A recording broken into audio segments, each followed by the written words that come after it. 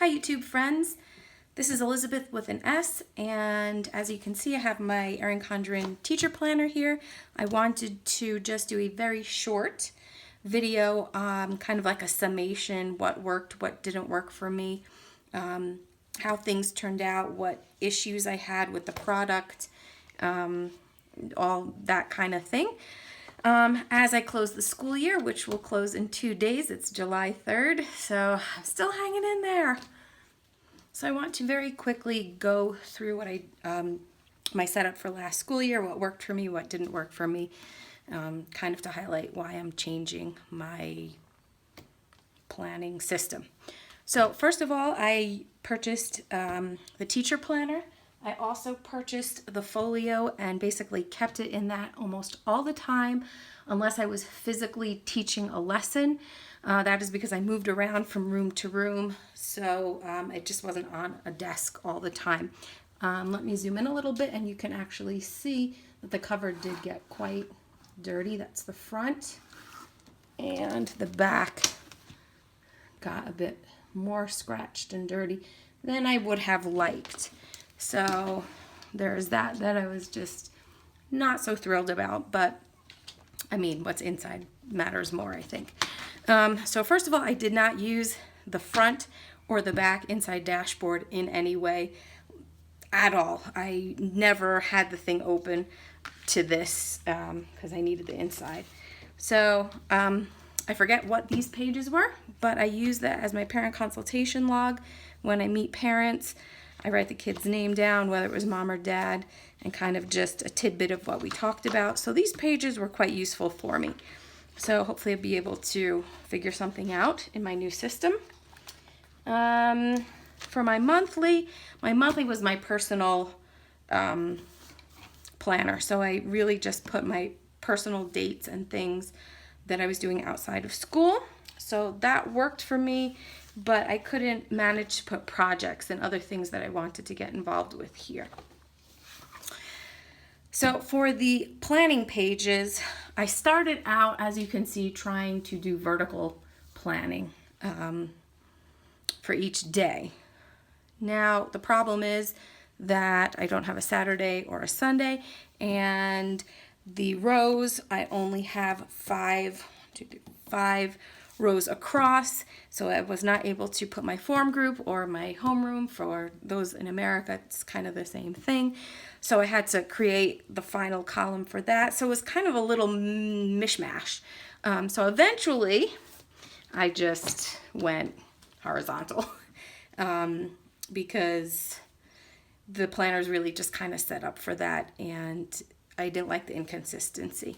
So, but I do prefer the vertical. A couple of things I wanted to point out about, I guess, maybe the quality or different items that you could purchase. So basically, I got the date dots because I thought they were kind of cool, even though it was a dated planner.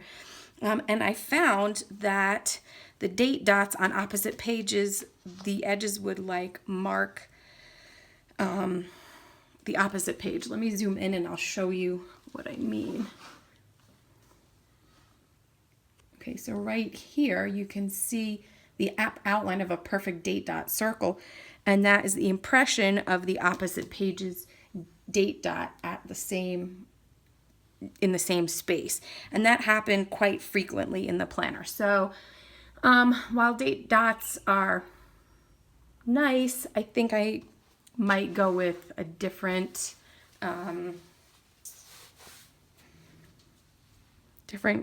company. These were the Erin Condren date dots. The other thing that I purchased were the well-kept wipes, which honestly, for the number, I think is a bit expensive. You can just wipe your dashboards with baby wipes, or literally unclip them and wash them in running water and dry them off, and they work. They get clean. That's what I discovered. So I don't think I would be purchasing these again. I'll just use up what I have and then go from there.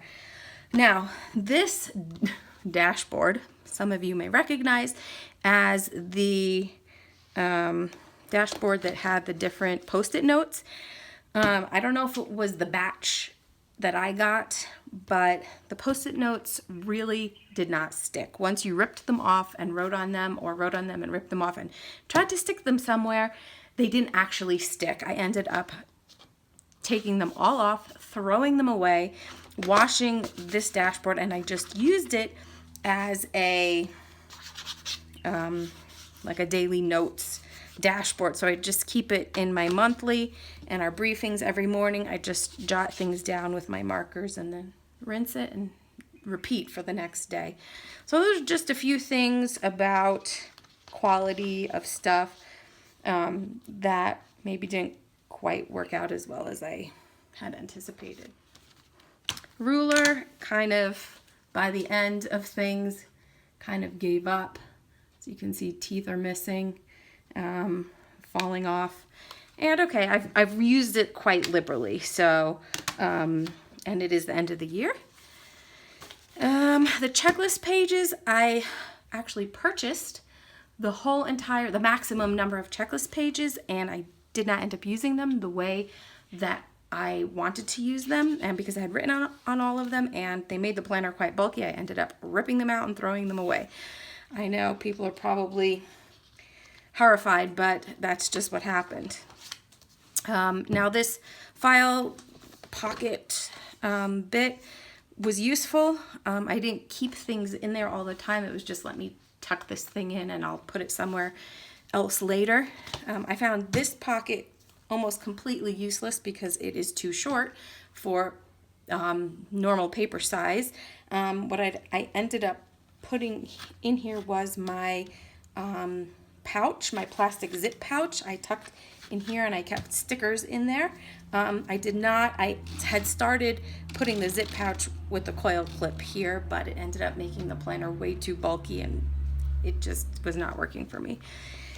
For the pocket page protector, you can see it got quite a bit dirty, I think from the zip pouch. It ended up tearing on the corners. I actually didn't use this at all, except this is stuff I tucked in at the beginning of the year. You can see I've never taken them out.